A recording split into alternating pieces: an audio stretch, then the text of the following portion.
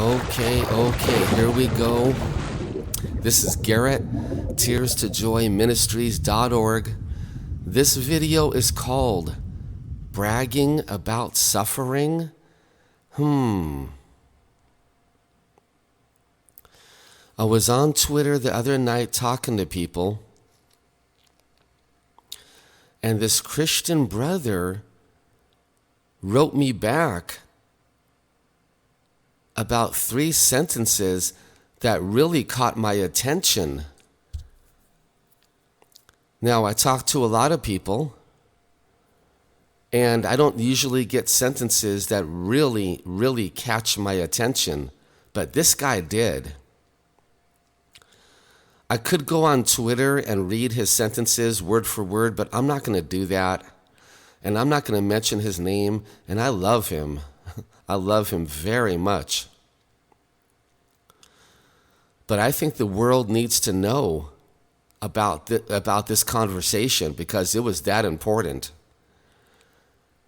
Here is an example of what he was saying to me. Garrett, I want to go through suffering. I want to go through any suffering at all that will bring me closer to Jesus. Or then he might type, yes, I can't wait for suffering. I just can't wait for God to bring me suffering, especially if it draws me closer to Jesus. Or then the third time, he might have said something like, I invite all suffering into my life, and I want it to come into my life, and I'm inviting it, and I want it, and I'm asking for it.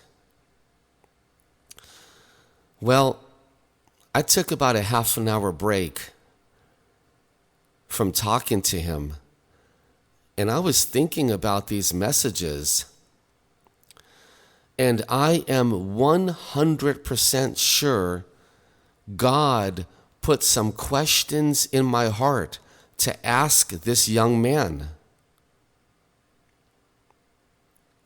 So after a half an hour, I came back to Twitter, and guess what? He was still there. He was still online. And I said, brother, can I ask you a couple questions? And he said, yes. I said, are you saying you will go through any suffering at all? And he said, yes, I welcome it. I invite it. Wow, there was a lot of pride in this conversation. Wow. And God was really taking over my heart. And God was really taking over my mind. And I started typing in some questions for the next 10 minutes. And I said, brother, can I ask you some questions? And he said, yes. And I said, I want to ask you, what if God had you suffer in a battle against homosexuality for 3 years? I said, would that be okay?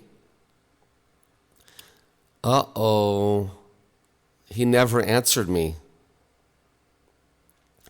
And I said, brother, hey, you never answered me. By the way, after I asked him this question, he was typing back some more of that prideful garbage. You know, yes, I invite all suffering. Yes, I want to go through suffering to get closer to Jesus. Yes, I do. Yes, I want. So I said, brother, hey man, you never answered me. You didn't answer the first question. I said, let me ask you again. What if God wants you to go through a battle against homosexuality for 3 solid years straight? Would that be okay? He never answered. And he was typing back some other stuff. And I said, brother, please, let me interrupt you. Do you realize you never answered me yet? And he never answered that. I said, okay, let me ask you for the third time. What if God wants you to go through a terrible battle against the demons of homosexuality for 3 years, where you're doing everything? Would that be okay? Is that okay with you? And he never answered.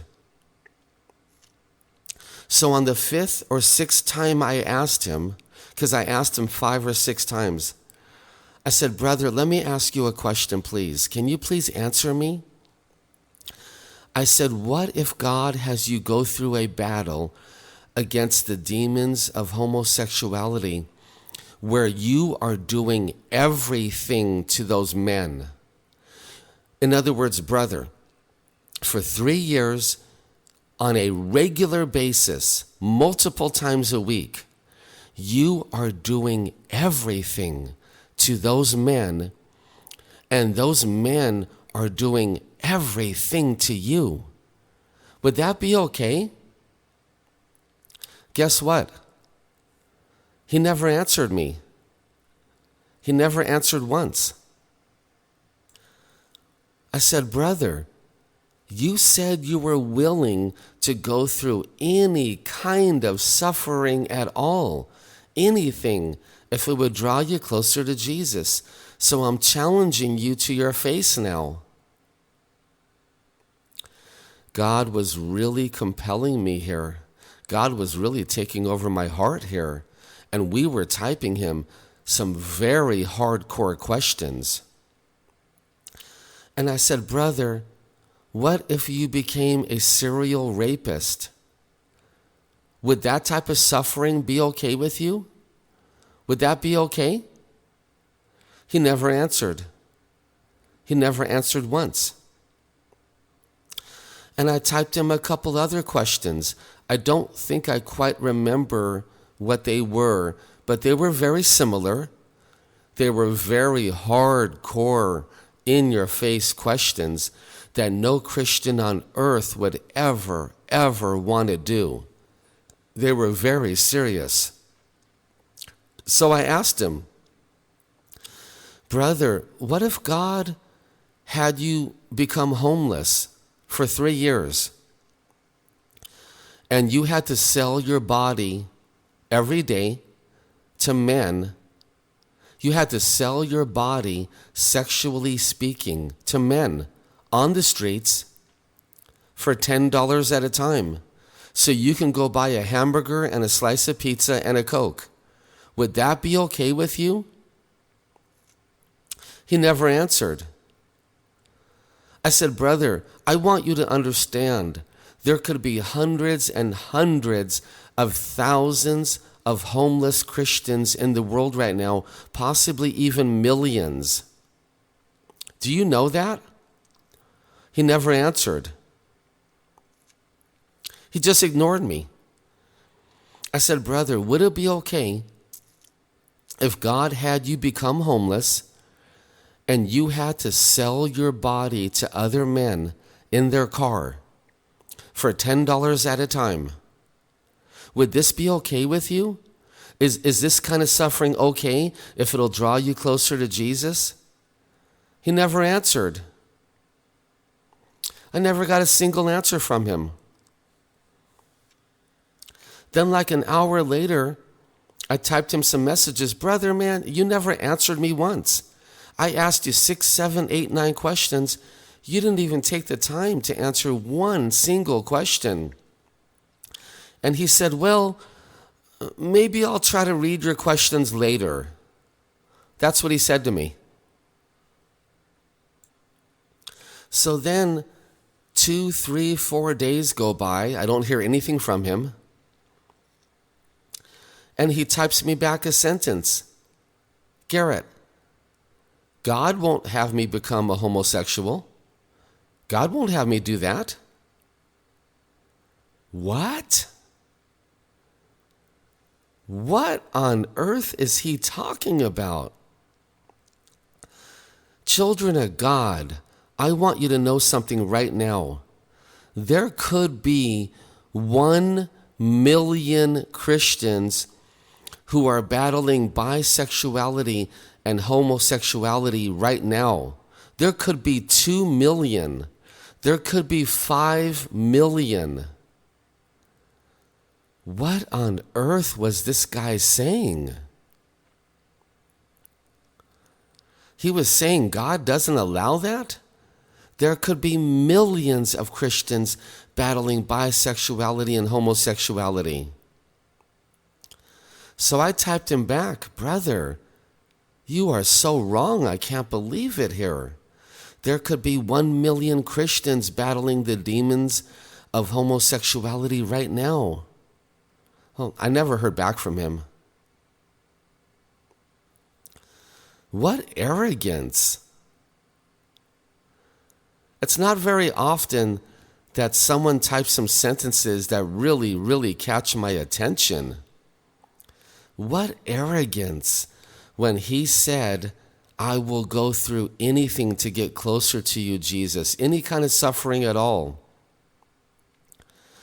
Do you realize that God has some of us go through such hideous, terrible pain so bad, pain in different parts of our body so bad. We go to the medical clinic and they give us some of the most powerful pain medication that the United States has to offer, and it still doesn't help. And that pain can last 1 week, 1 month, 6 months, 1 year, 2 years, living with it every day. Do you realize God has some of us battle the demons of depression for 10 years, 12 years, 15 years, 16 years, 18 years? There is suffering out there so bad that you cannot even imagine. Your imagination cannot even picture how bad it can get. You cannot even imagine. What arrogance for a Christian to say that they would go through anything to get closer to Jesus. Then when I challenge him on some simple questions, he doesn't even bother answering. Then when he does answer, he said, Garrett, God's not going to make me go through that. I'm talking about taking 39 lashes. That's what he said to me. He said, no, Garrett, God's not going to do that to me. I'm talking about taking 39 lashes on my back. Well, whoop-de-doo. Big deal.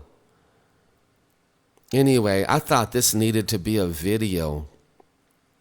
Man, we need to humble ourselves.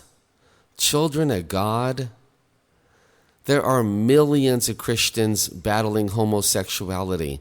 There could be potentially millions of Christians who are homeless right now. There could be tens and tens and tens of thousands of Christians in torture centers, in prison camps, in concentration camps, being raped and tortured and starved to death on a daily basis. And we're going to come on the internet and brag that we will go through any suffering for Jesus? No, you won't. And you proved it to me when I asked you a couple simple questions. No, you won't.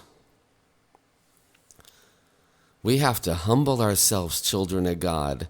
We got to get down on our knees before God's throne, face down, not even daring to look up at him, not even daring to speak, not even daring to move, but fall face down at his throne, and don't you dare move an inch. Don't you dare. We need to humble ourselves. All right, I pray this video is going to bless somebody. I really do. Boy, you better humble yourself. Men of God, women of God, daughters of the King, You better humble yourself. Please let me mention just one last thing as I end this video. Do you realize there could be hundreds and hundreds of thousands of Christians in torture centers all over the world? North Korea, Saudi Arabia, Iran, Cuba, Egypt, China, and many, many other countries where the prison officials are using high-tech technology to torture Christians. They're torturing Christians in brand new ways that your imagination cannot even imagine. You cannot even think about it. They're using high-tech equipment, Star Wars technology to torture people now. Do you realize what you are even saying when you say that you would go through any type of suffering whatsoever to get closer to Jesus? You have no idea what you're even saying. What incredible pride. Remember our brothers and sisters who are being tortured every day. Please remember the persecuted church, and I need to remember them more also. All right.